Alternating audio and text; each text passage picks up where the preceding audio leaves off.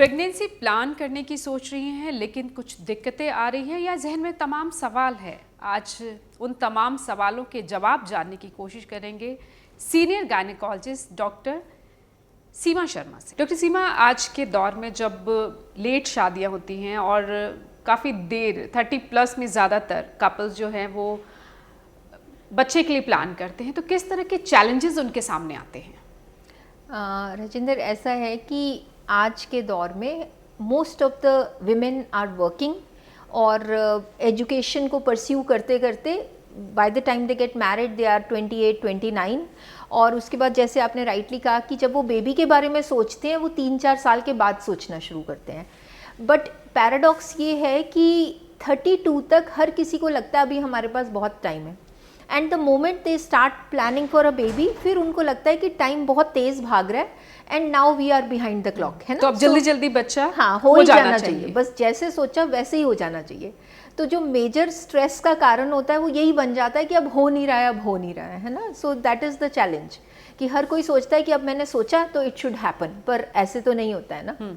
तो फिर किस तरह की दिक्कतें कपल्स के सामने आ रही हैं? देखिए, age related definitely fertility issues हैं, तो इसलिए as fertility experts, as gynaecologist हम सब विमेन को गाइड करते हैं कि अप टू 30 या 25 से 30 is the best age to conceive.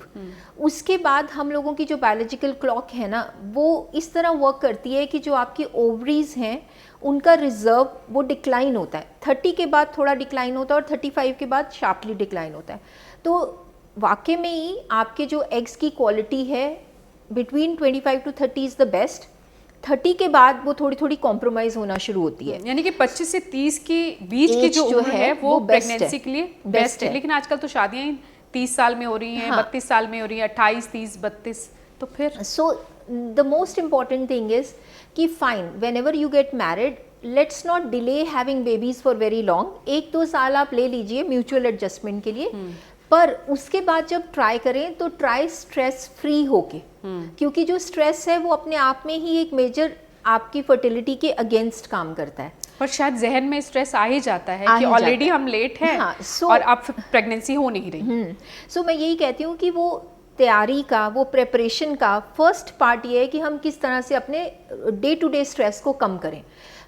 हमारी लाइफ में मतलब डे टू डे स्ट्रेस इतना है, प्रोफेशनल है, so I think everybody should indulge into lifestyle modification, take life easy, specially the couples now who are trying to conceive. मैं उनको बोलती हूँ कि अपने प्रोफेशनल गोल्स को स्टेप 2 पे रखो, प्लानिंग बेबी को प्रायोरिटाइज करो, है ना। थोड़ा सा अपना काम से अपना फोकस हटा के अपने रिलेशनशिप को टाइम दीजिए। अगर आप इसको बिना target to perform, pressure performance के बिना कोशिश करेंगे तो आपकी फर्टिलिटी बेस्ट होगी और आपकी कंसेप्शन बहुत जल्दी हो जाएगी। और अपने लिए कोई टाइमलाइन फिक्स मत करो कि अब ये 3 महीने में हो जाएगा, ये कोई गोल नहीं है जो आप ऐसे अकम्प्लिश कर सकते हो। You have to slowly try. और किस तरह की सलाह आप देती हैं जो महिलाएं प्रेगनेंसी चाहती हैं, कंसीव करना चाहती हैं लेकिन दिक्कत आ रही है, कंसीव करने में दिक्कत आ रही है? ये तो हुआ कि स्ट्रेस फ्री, और इसके अलावा?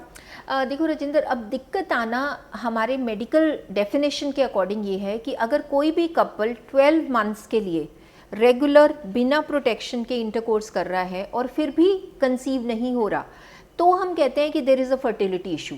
पर अनफॉर्चुनेटली हमारी सोसाइटी में बहुत अभी भी आज ऐसी परसेंटेज ऑफ पीपल हैं जहाँ शादी होते ही इन लॉज का, पेरेंट्स का प्रेशर होने लग जाता है, भाई हो क्यों नहीं रहा, हो क्यों नहीं रहा। सो आई थिंक वो नहीं लेना चाहिए। At least give time of 6 months to 12 months। अगर लेस देन 30 ईयर्स है तो 1 साल से पहले कोई इन्वेस्टिगेशन नहीं करना। अगर मोर देन 30 ईयर्स एज है तो एटलीस्ट गिव 6 months। उसमें बहुत सारे लोग कंसीव हो जाएंगे। सो द डेटा सेज कि 1 year में 80% कपल्स विल कंसीव, 20% रह जाएंगे जिनमें इनफर्टिलिटी इश्यूज होंगे। तो जो चीज़ों का हमने ध्यान, उन्हें चिंता करने की जरूरत है, उनको चिंता करना है 1 साल के बाद। और फिर किन चीज़ों का ध्यान रखना है? वेट का, which is very important. Mothers आजकल ओवरवेट हो रहे हैं, इन जनरल हमने देखा है सोसाइटी में ओबेसिटी बहुत कॉमन है। So first we have to be on our ideal BMI, body mass index.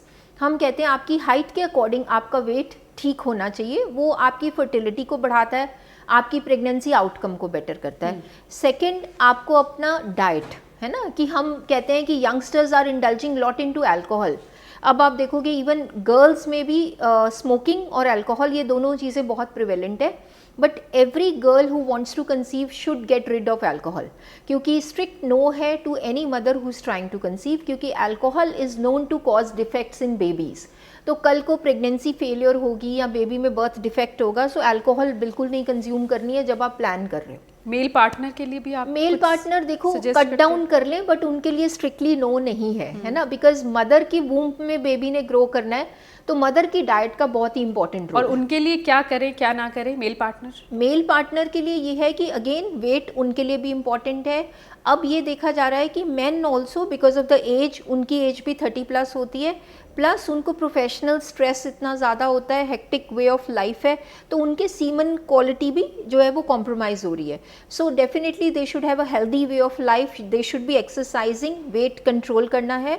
बहुत सारे यंग मैन आज के टाइम पे हाइपरटेंसिव हैं, डायबिटिक हैं, उनको अपनी ये जो मेडिकल कंडीशंस हैं उनको कंट्रोल में रखना है, और over indulgence into drugs, smoking, alcohol definitely no है अगर हम प्लानिंग कर रहे हैं। और इसके बावजूद अगर दिक्कत आती है, क्या कुछ पर्टिकुलर ऐसे दिन होते हैं जिस दौरान प्रेगनेंसी हो सकती है, पीरियड से पहले या पीरियड से बाद?